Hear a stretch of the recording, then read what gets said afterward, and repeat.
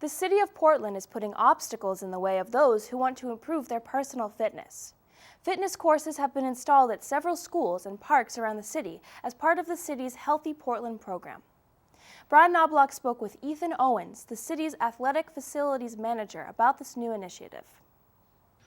Ethan, we're at the Riverton School at a fitness trail for elementary school children. Tell us about it.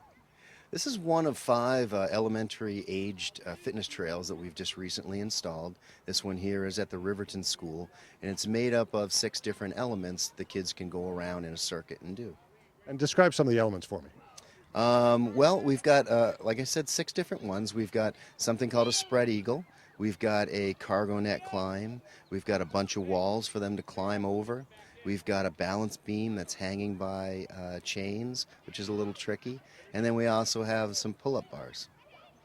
And what's the objective of these exercises that the children will do while they're playing on this equipment?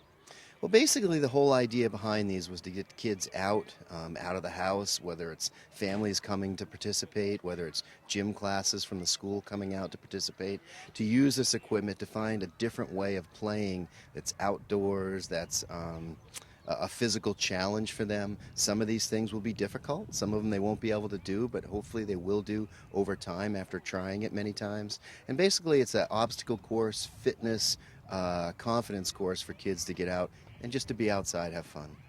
Some of the things as you look at them seem a bit simple to do, but is that deceptive?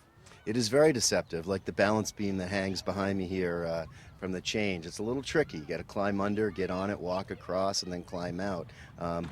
By the element of it swinging, it makes it a little trickier. And what sort of skills or improvements do you hope to get from each of these pieces? Well, what we're hoping is just an overall general fitness for children.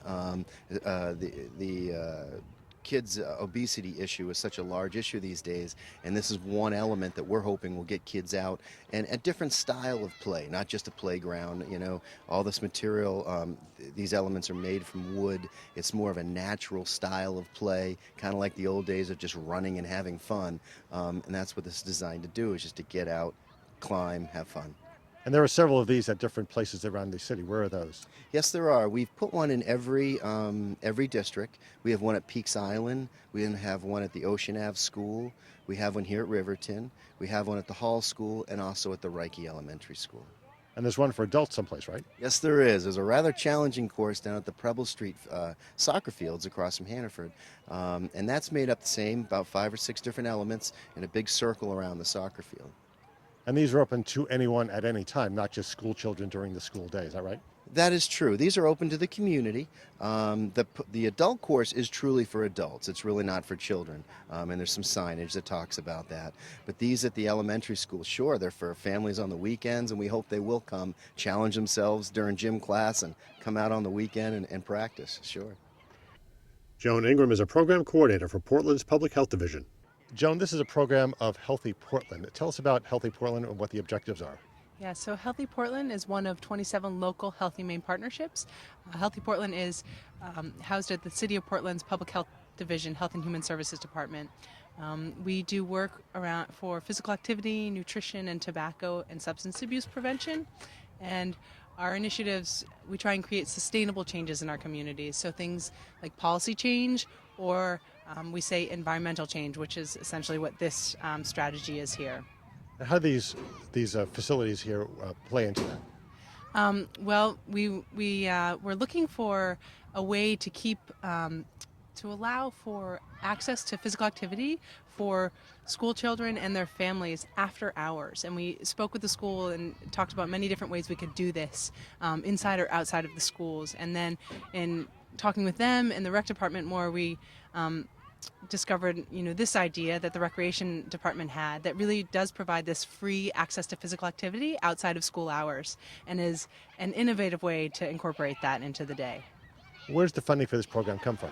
The funding came from the Communities Putting Prevention to Work grant that Healthy Portland was awarded about 2 years ago now. This grant just finished up at the end of last week, actually. It was stimulus funding through the federal CDC, Centers for Disease Control and Prevention. And what kind of activities will these facilities sort of engender in the children? Our hope is really to keep children outside as much as possible and active.